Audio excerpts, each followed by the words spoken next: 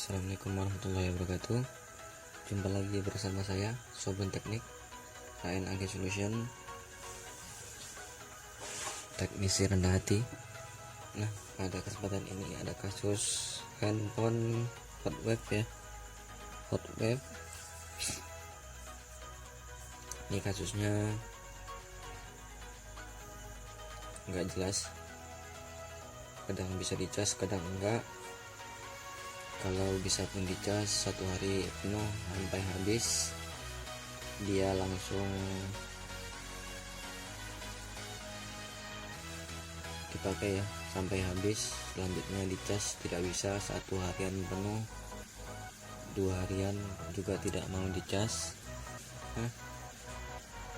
Kebetulan ini handphonenya katanya garansi, sudah dibawa ke tempat pembelian, sudah dicek, coba ganti charger, kata yang punya ya, sudah bolak-balik ganti charger, hasilnya tetap sama, sebentar saja bisanya, kadang mau kadang enggak.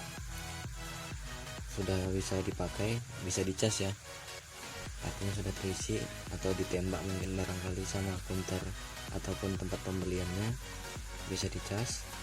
Nah, kalau balik seperti itu sangat merepotkan pengguna ya atau user, karena untuk menyolder ataupun melepas handphone atau membuka casing segala macamnya itu otoritasnya ataupun yang dapat melakukan hanyalah seorang user.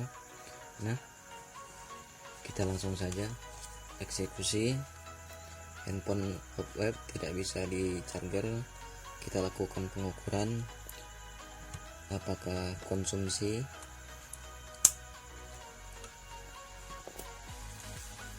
arus masuk dan tegangannya normal. Biasanya kasus-kasus seperti ini itu diakibatkan tegangan tidak stabil ataupun IC cas tidak bekerja normal. Bisa disebabkan IC cas tidak normal, bisa juga diakibatkan oleh konektor charger ataupun board casnya tidak berjalan dengan sempurna fungsionalnya. Nah, inilah penampakan dari handphonenya, bisa dilihat sudah pecah segel ya. Ini artinya sudah tidak berlaku lagi garansi kalau dibawa. Katanya kalau seperti ini akan dikenakan biaya, sehingga yang punya membawa handphone ini kembali pulang, dan mungkin sudah beberapa waktu lama ya, mungkin 1 minggu atau 1 bulan baru dibawa kemari, sehingga baterainya drop total. Nah, langsung saja kita lepas. Kebetulan tidak disegel. Biasanya kalau saya segel seperti itu tidak langsung dijebol ya segelnya. Kalau bisa disisip menggunakan cutter, diamankan dulu.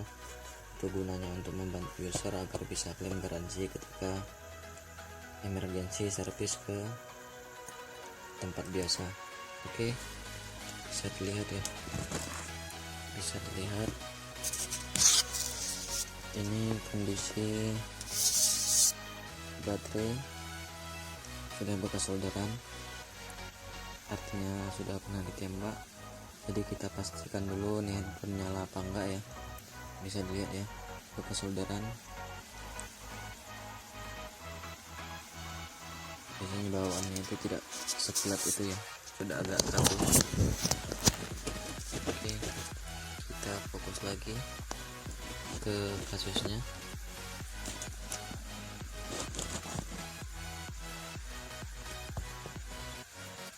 Langsung saja kita buka ya. Langsung saja kita buka, kita nanti ukur tegangannya. Nah, cara melepasnya itu sangat mudah.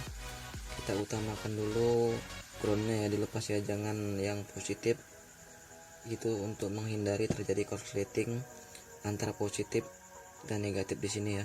Kita lepas groundingnya dulu, lanjut kita lepas positifnya, selanjutnya kita lepas BSI.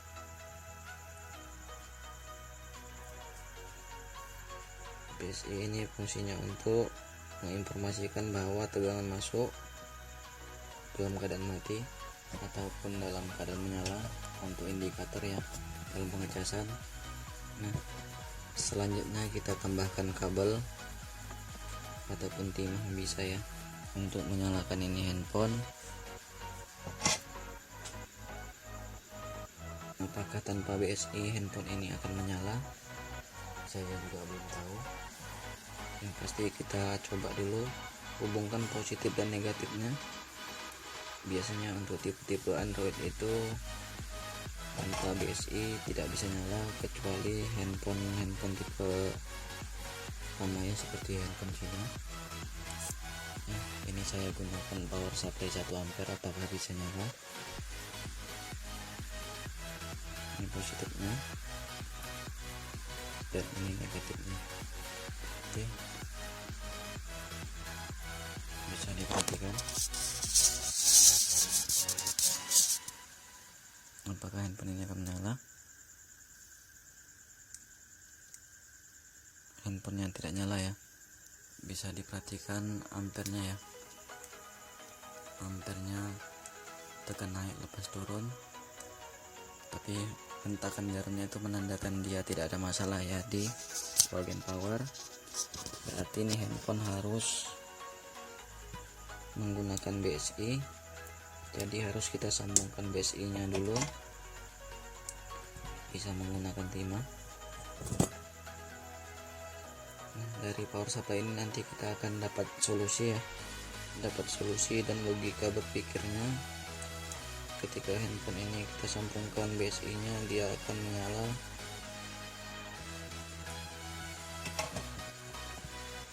Kita pakai 1 ampere bisa nyala nggak ya, kita coba dulu. Kita gunakan 1 ampere, biasanya langsung restart ya. Bisa dilihat ya, handphone yang menyala setelah dihubungkan BSI nya di bagian tengah ke bagian negatif ya, pinggir. Tapi handphonenya seperti ini terus, tidak menyala. Kalau di Xiaomi ini adalah mepet atau restart. Nah, selanjutnya kita gunakan power supply 3 ampere. Power supply 3 ampere, ini dia kabelnya. Saya turunkan lagi karena konsumsi arusnya ini membutuhkan tegangan dan arus yang cukup lumayan ya, sekitar 4000 mAh atau sekitar 4 ampere, minimal itu 3 ampere. Oke, kita tunggu. Ini akan berjalan normal ya, kalau dia di 3 ampere minimal dia akan berjalan normal, kalau di 1 ampere dia tidak akan berjalan normal. Bisa diperhatikan ampernya.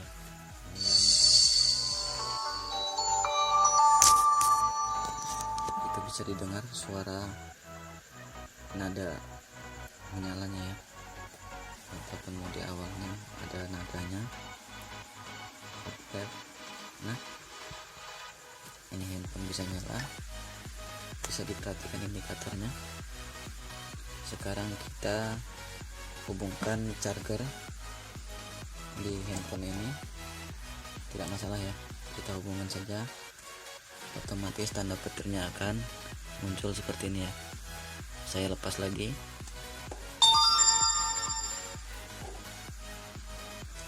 Oke, ini jamnya bermasalah. Saya hubungkan lagi cas atau charger. Nah, bisa dilihat di sini bisa ditarik kesimpulan kemungkinan baterainya ini bermasalah di bagian BSI ya.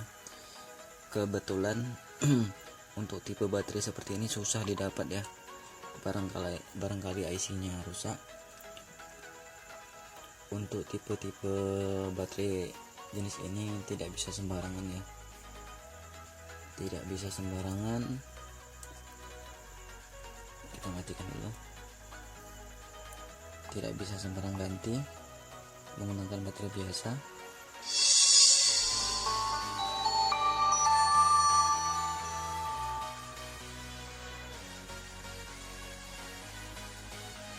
Oke, kita coba lepas baterainya apakah bisa ya. Sepertinya pernah dilepas ini baterai, harusnya dia angkat di helmnya sudah tidak ada. Sekarang untuk memastikan kita coba pakai baterai tablet ya, dia juga menggunakan BSI, apakah ini akan menyala atau tidak.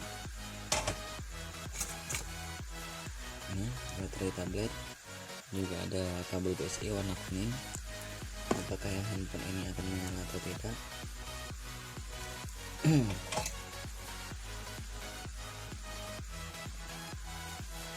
Bisa BSI di ruang ya, yang pasti jangan negatif terkoneksi terlebih dahulu baru positifnya, karena akan sangat fatal akibatnya. Handphone bisa short total ya.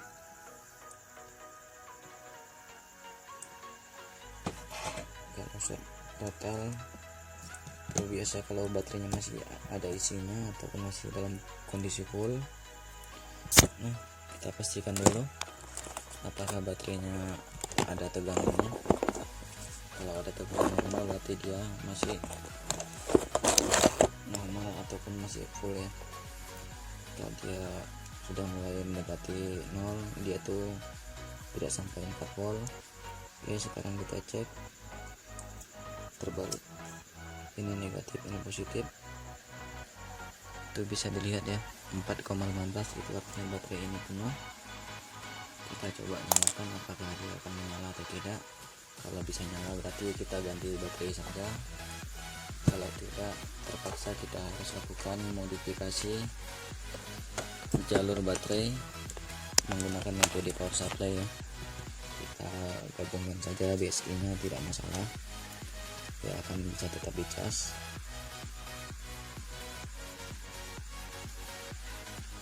Nah, bisa dilihat ya, ini sudah tekan tidak mau nyambung. Coba kita cas apakah dia mau dicas. Dicas juga nggak ada respon. Sekarang kita lepas kembali, kita mulai dari negatif BSI dan positifnya. Oke,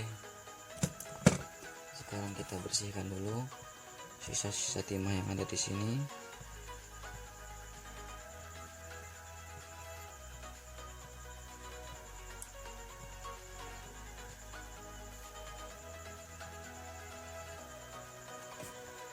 Agar tidak terlalu tinggi nanti ya bekas timahnya ataupun timbul ke atas sehingga mengganjal.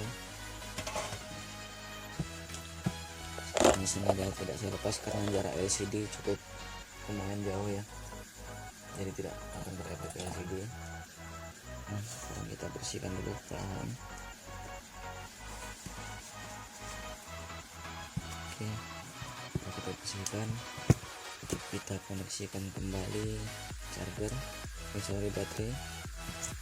Nah, ini baterai masih ada tegangan atau enggak ya, kita ukur dulu.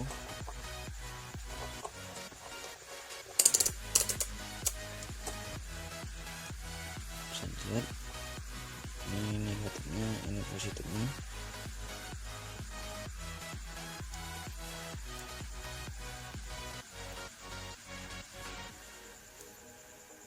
Tiga 65 itu seharusnya masih bisa dicas harusnya ya. Oke, langsung saja kita lakukan pengukuran area mesin. Sebelum kita lakukan bypass BSI ke negatif, kita cas, lalu kita lakukan pengukuran di board mesin ataupun di mesin ini hardware, apakah tegangannya masuk atau tidak. Bisa dilihat, saya taruh di bagian mana ya biar bisa terlihat mudah. Oke, di sini tuh ada namanya P-bus ataupun tegangan pembawa. kita koneksikan ataupun kita hubungkan negatifnya ke kaleng untuk groundingnya dan positifnya ke fuse. Bisa dilihat ya, bisa dilihat.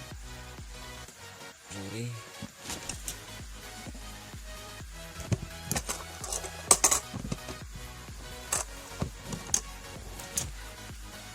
ini agak sedikit ribet jadinya. Oke, kita hubungkan negatifnya ke situ. Selanjutnya kita hubungkan positifnya di sini ya. Itu ada 5,14, artinya tegangan masuk ke board mesin dan isi cas. Kita fokus lagi ke bagian konektor baterai, kita ukur apakah tegangannya ada atau tidak. Di sini adalah positifnya dan di sini adalah negatifnya. Nah, bisa diperhatikan ya, tegangannya itu stabil. Apakah tidak terlihat? Kita naikkan lagi.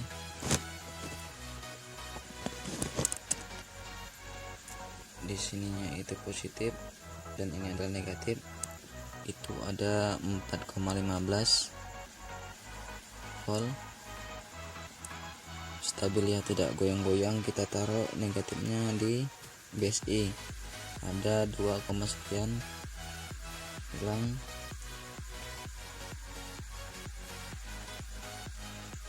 tidak connect betul ya. Ini satukan. Oke, normal 2,35. Sekarang kita taruh positifnya di BSI, negatifnya di negatif, itu 1,7. Oke, itu artinya sistem pengecasannya tidak bermasalah atau tidak trouble, berarti kendalanya ada di baterai. Berhubung baterainya tidak ada ganti,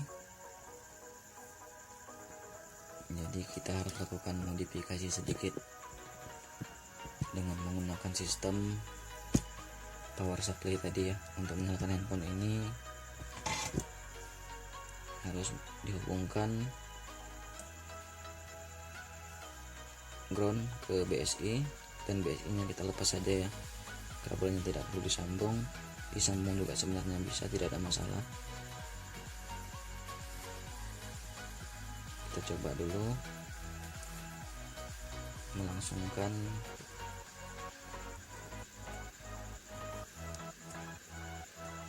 ground dan BSI nya.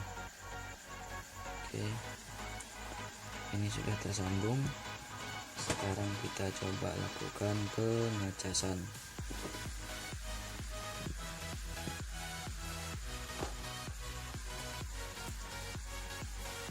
Nah, bisa terlihat ya, setelah kita bypass groundingnya dengan BSI, otomatis dia akan langsung bisa ngecas. Nah, padahal tadi itu kalau kita ukur negatif ke positif hanya sekitar 3,65 volt ya, 3,6 volt, tidak sampai dengan 3,7. Itu artinya low. Seharusnya tegangannya masih berkisar 5% ya, sekitar 5%. Sedangkan ini normal di 35%. Nah, untuk performanya nanti mungkin tidak saya dokumentasi. Seharusnya ini sudah berjalan baik, tinggal finishing yaitu merapikan dan menutup. Sangat simpel dan sederhana tanpa memodifikasi yang lain. Cek mesin yang lain, bagian yang lain, tidak perlu cek board cas karena tegangan sudah pasti masuk ya. Tidak perlu cek IC cas karena tegangan di konektor ataupun di pin baterainya itu normal. Oke, di sini timbul 4%. Kita coba lepas dulu, apakah masalah. kita sambungkan lagi seperti yang saya bilang tadi ya.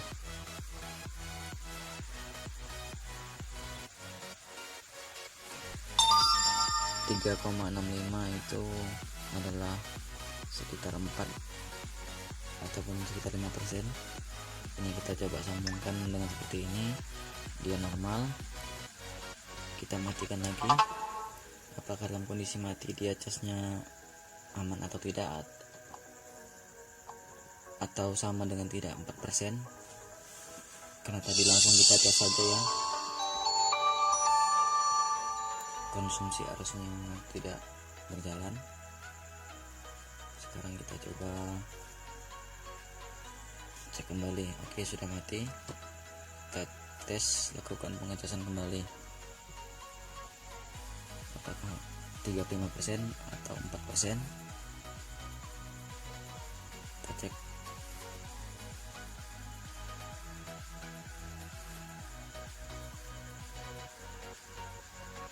Nah, di sini terbaca 54%. Sementara kalau dia dicas ataupun disambungkan dengan atau kita nyalakan dalam posisi normal, tidak sama tegangannya ya, ataupun presentasinya.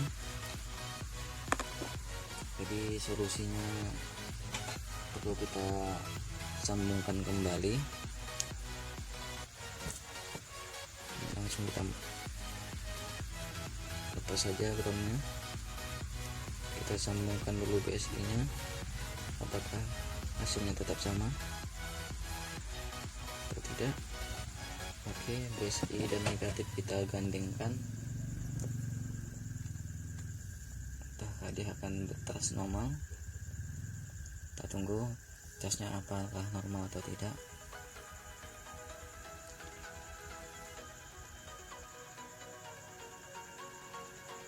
34% ya. Sekarang coba kita nyalakan.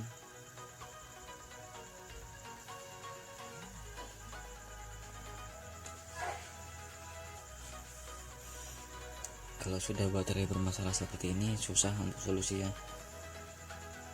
Harus cek sana sini dulu di area baterainya. Apabila ada yang bermasalah, harus diganti, terutama itu IC kontrolnya ya, IC untuk controller ataupun IC protektornya.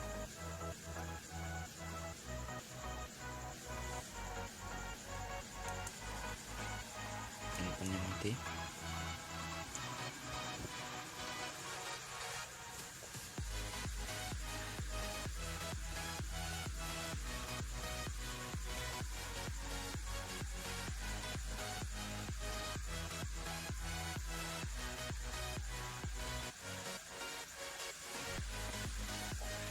Jadi boot loop ya, tidak mau. Kirain boot loop yang normal. Oke, kita abaikan saja. Apakah mau masih mati-mati? 3%. Nah, sekarang kita abaikan dalam kondisi mati. Apakah dalam kondisi nyala ini dia akan naik atau tidak? Yang pasti handphone ini bisa nyala dulu. Untuk presentasi kita abaikan, kita perhatikan di presentasi baterainya ya, apakah naik atau tidak. Mudah-mudahan naik ya, 3%. Kalau naiknya syukur, kalau bertahannya kita sabar-sabar menghadapi ujian ini. Hehe, kita tunggu.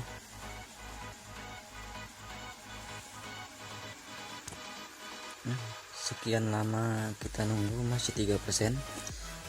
Coba kita cabut dulu BSI nya ya, kita lepas BSI nya saja, kita matikan dulu.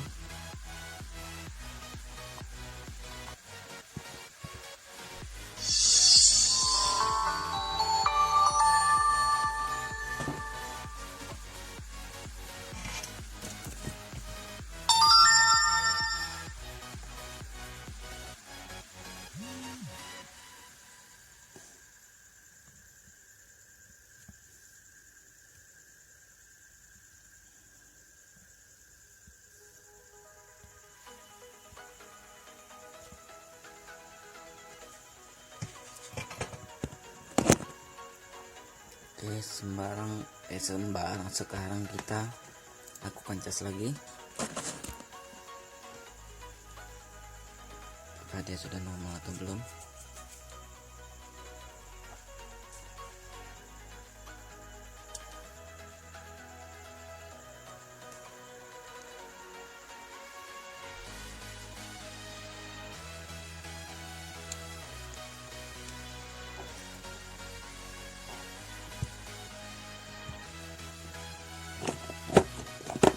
Sepertinya biasanya terpisah dari ground. Oh iya, terpisah dari ground BSI nya. Kita sambungkan dulu.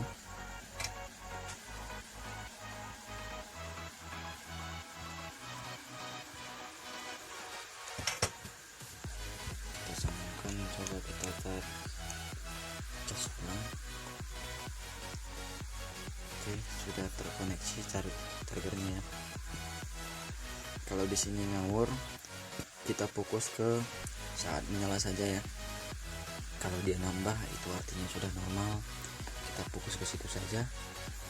Kalau tidak mau nambah, ini mau tak mau kita harus eksekusi lebih lanjut ya.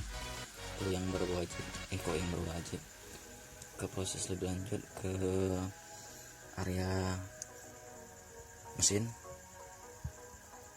dan seharusnya ini sudah berjalan normal ya. Barangkali memang baterainya sudah parah total. Untuk diganti saya juga bingung mau pakai baterai apa ini. Pakai baterai apa tidak cocok.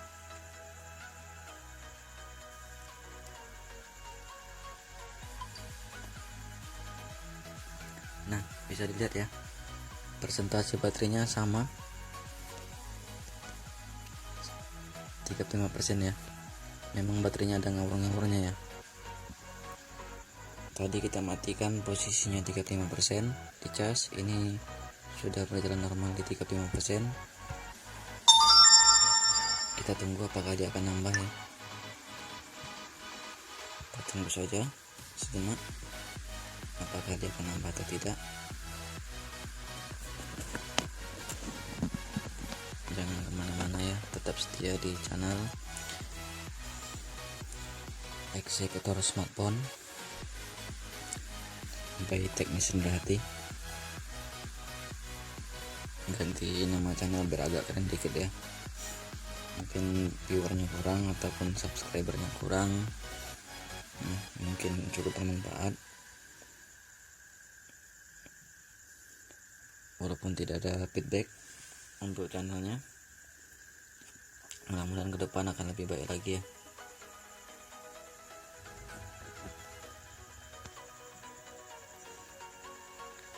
Masih setia di 35%, mohon menunggu sebentar. Kalau dia naik artinya kita sukses. Kalau tidak naik, nggak tahu mau cari kemana ini baterai. Oke, bisa dilihat ya, 36% itu artinya sukses. Mantap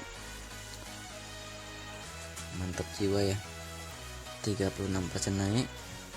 Nah, daripada bising-bising nanti masuk notifikasi, kita mau bikin mode pesawat saja, fokus. Nah, caranya cukup simpel ya, dengan mengkoneksikan BSI. Ini tidak ada masalah apa-apa ya. Mungkin tadi tidak terkoneksi dengan sempurna, ini nanti saya rapikan lagi.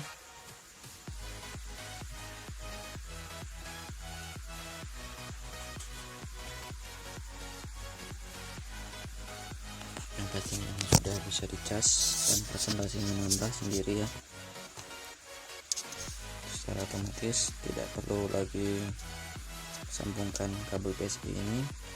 Nanti kita isolasi saja,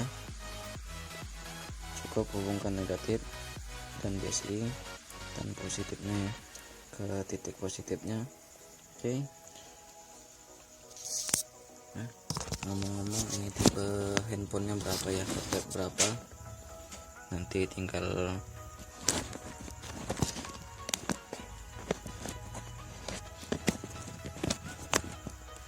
kita cek dulu. Ini holdernya agak lasak, tidak mau diam, kita cek dulu. Oke, 37% ya, bisa dilihat mana dia, 37% naik. Itu artinya kita sudah sukses. Kita cek tentang ponselnya di mana ini.